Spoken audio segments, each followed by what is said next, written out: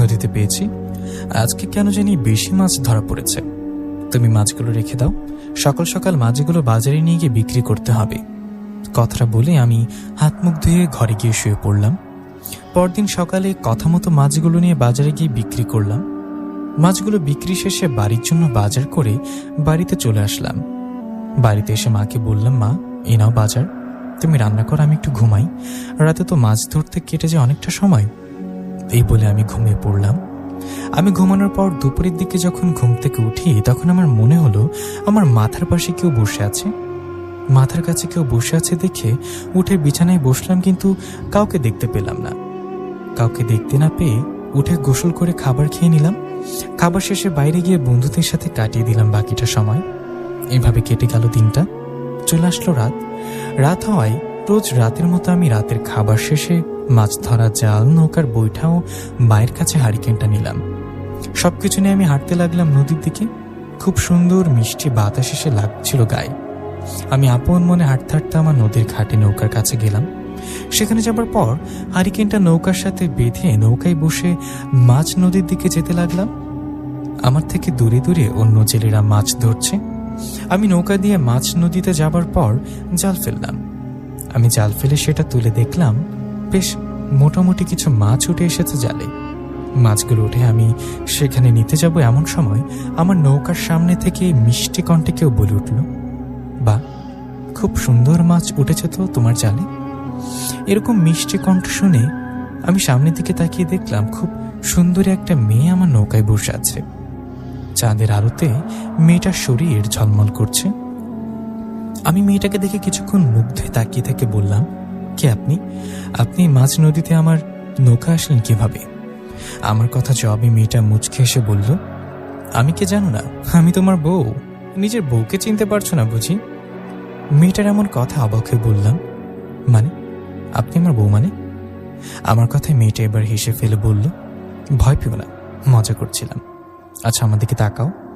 আমার দিকে তাকিয়ে ধারণা করে বলো তো আমি কে হতে পারি? এই মাঝ নদীতে তোমার নৌকায় কি হঠাৎ করে কোনো মানুষ আসতে পারে? মেয়েটার কথা আমি একটু ভয় পেয়ে বললাম, তাই তো, এতক্ষণ তো এই বিষয়টা খেয়াল করিনি। আপনি মানুষ নন, আপনি নিশ্চয়ই কোনো পরী। আমার কথায় মেয়েটা মাথা নাড়িয়ে জবাব দিলেন, হ্যাঁ, আমি একটা পরী। আমার নাম জান্নাত, আমি জান্নাত পরী। সেই পরীর কথা আমি বেশ অবাক হয়ে বললাম, আপনি আমার এখানে কেন? আমার কোনো ক্ষতি করতে আসেননি তো? আমার কথার জবাবে জান্নাত পরী বললেন, না না, সেরকম কিছু না, আমি আসছি তোমাকে ধন্যবাদ দিতে। ধন্যবাদ? কিসের ধন্যবাদ দিতে আসছেন? আমার কথায় তখন জান্নাত পরী বললেন, তোমার কি মনে আছে গতকাল রাতে এই সময় তোমার নৌকায় একজন জিন আসছিল? পরীর কথার জবাবে আমি বললাম, হ্যাঁ হ্যাঁ, উনি আমাকে বলছিল কোথায় কোথায় জাল ফেলতে হবে। আমার কথা শুনে জান্নাত পরী বলল, সে জিনটা এমনি এমনি তোমার কাছে আসেনি, ও একটা উদ্দেশ্য নিয়ে এসেছে। তোমার মনে আছে নিশ্চয়ই গতকাল রাতে তোমার জালে একটা বোতল উঠে এসেছিল। সে জিনটার কথায় তুমি বোতলটা ভেঙে ফেলেছিলে। আমি সেই বোতলের ভিতরে বন্দী ছিলাম। হ্যাঁ, আমি সেই বোতল বন্দী ছিলাম 20টা বছর। পরীর এমন কথায় আমি অবাক হয়ে বললাম, কি 20 বছর? তখন পরী জান্নাত পরী বললেন, হ্যাঁ, আমাকে 20 বছর আগে বিনা অপরাধে বোতলবন্দি করে একজন কবিরাজ আমি 20টা বছর নদীর গভীরে কাটিয়েছি। 20 বছর পর আমার বন্দী হওয়া বোতলটা ভাসতে ভাসতে তোমাদের এই নদীতে আসে। তোমাদের এখানে বোতলটা আসার সময় আমার এক পরিচিত জিন গতরাতে তোমার কাছে আসে। আমার পরিচিত জিনটা কাল তোমার কাছে আসে এবং বলে ওখানে জাল ফেলতে, যেন আমি বন্দী হওয়া বোতলটা তোমার জালে ওঠে। সেই জিনের প্ল্যান মতো তুমি নদীতে জাল ফেলে বোতলটা তোলার ভেঙে ফেলো। বোতলটা ভেঙে ফেলে আমি মুক্ত হই। আমাকে মুক্ত করার জন্য তোমাকে ধন্যবাদ দিতে আসলাম। আমি মুক্ত হয়ে অনেক খুশি, আমার অনেক ভালো লাগছে। বলো তো কি চাও? তুমি যা চাবে আমি চেষ্টা করব তোমাকে সেটাই দেয়ার। জান্নাত পরীর কথা আমি বললাম, আপনি 20টা বছর পর মুক্ত হয়েছেন। আমি জেনে বা না জেনে আপনাকে মুক্ত করেছি। আমি আপনাকে মুক্ত করতে পেরে খুশি।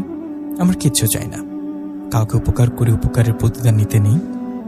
আমার এরকম কথায় জান্নাত বললেন, বা খুব ভালো কথা বলতে পারো তো, তোমার ব্যবহার ও তোমার কথাবার্তা খুব ভালো।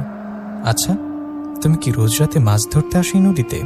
হ্যাঁ, রোজ রাতে আসি, এটা আমার পেশা। মাছ ধরে বাজারে বিক্রি করে সংসার চলে আমাদের। আমার কথায় জান্নাত পরি বলল, তুমি রোজ রাতে মাছ ধরতে আসার সময় আমি তোমার কাছে আসবো, গল্প করব। এরকম সুন্দর মুহূর্তে তোমার সাথে বসে গল্প করতে পারলে ভালো লাগবে। শোনো, আমি তো একটা পড়ি, আমার বিষয়ে তোমাকে সব খুলে বললাম।